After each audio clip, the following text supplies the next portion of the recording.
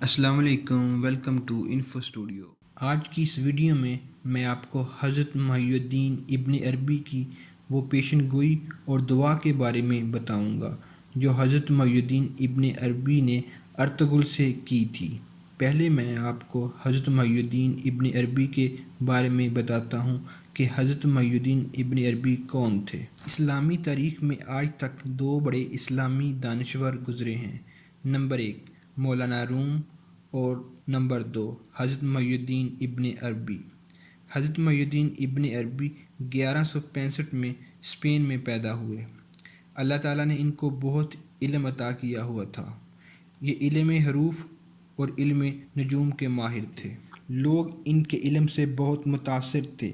Ertugrul جب حضرت محی الدین ابن عربی سے ملا تو وہ ان سے بہت متاثر ہوا۔ حضرت محی الدین ابن عربی نے ارطغرل سے فرمایا تھا، میری وفات کے بعد میری قبر گم ہو جائے گی، اور پھر جب تمہارے خاندان کو خانہ کعبہ کی چابیاں اور حضرت محمد صلی اللہ علیہ وآلہ وسلم کی تلوار مبارک ملے گی تو اس وقت میری قبر دوبارہ ظاہر ہوگی۔ پھر حضرت محی الدین ابن عربی نے اپنے گلے سے تعویذ اتارا اور ارطغرل کے گلے میں ڈال دیا اور کہا، جب تک یہ تعویذ تمہارے اور تمہارے خاندان کے پاس رہے گا تب تک کامیابی تمہارا مقدر رہے گی۔ پھر ابن عربی نے ارطغرل کے لیے دعا کی اور حضرت محی الدین ابن عربی 1240 میں دمشق میں وفات پا گئے۔ ان کی وفات کے کچھ عرصے بعد ان کی قبر واقعی غائب ہو گئی۔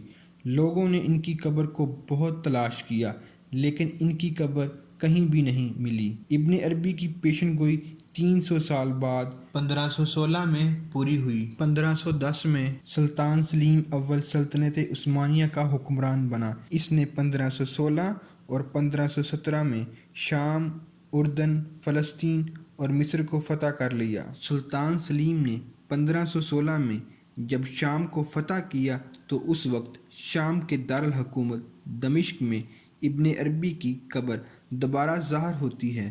شام کی فتح کے بعد سلطان سلیم کو خانہ کعبہ کی چابیاں بھی مل جاتی ہیں۔ 400 سال تک خانہ کعبہ کی چابیاں خلافت عثمانیہ کے پاس رہیں۔ 1517 میں جب سلطان سلیم نے مصر کو فتح کیا تو مصر کے حکمران نے حضرت محمد صلی اللہ علیہ وآلہ وسلم کی تلوار مبارک سلطان سلیم کو پیش کی۔ ابن عربی نے جو تعویذ ارطغرل کو دیا تھا، جب تک وہ تعویذ ارطغرل اور ارطغرل کے خاندان کے پاس رہا تب تک سلطنت عثمانیہ پر عروج رہا۔ 19ویں صدی کے بعد یہ تعویذ ارطغرل کے خاندان کے پاس نہیں رہا اور 1922 میں خلافت عثمانیہ کا خاتمہ ہو گیا۔ ابن عربی نے ارطغرل سے جو پیشن گوئی کی تھی کہ میری وفات کے بعد میری قبر غائب ہو جائے گی اور یہ تب ظاہر ہوگی جب تمہارے خاندان کو خانہ کعبہ کی چابیاں اور حضرت محمد صلی اللہ علیہ وآلہ وسلم کی